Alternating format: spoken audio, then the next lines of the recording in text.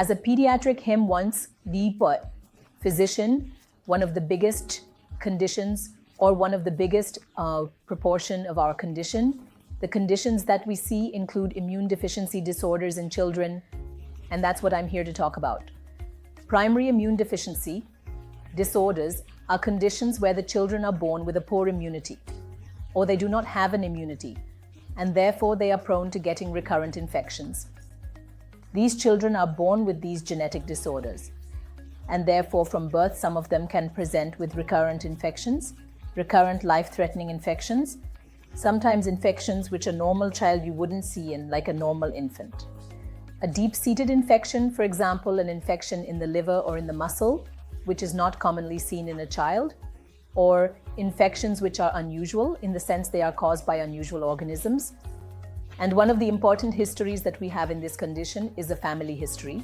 If there is another child in the family or someone else in the family who's had a similar condition, that can point towards primary immune deficiency.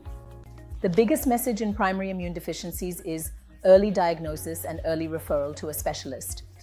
These children can have significant mortality associated with recurrent infections, and the more infections they have, the worse their outcome will be. The treatment here includes, of course, treating the infection with antibiotics, with infectious disease specialists, with the pediatricians, and the appropriate antibiotics. However, if we want to achieve cure in these children, we have to do a bone marrow transplant. These disorders come from the stem cells. They are genetic, and therefore when you change the stem cells, you can potentially cure the child. Stem cell transplantation is unique procedure where we have to choose a donor for the child who is a match with the child or an HLA match with the child, and that person can donate stem cells and save the child. So early referral, early diagnosis, early treatment is the key for a good outcome in a child with primary immune deficiency.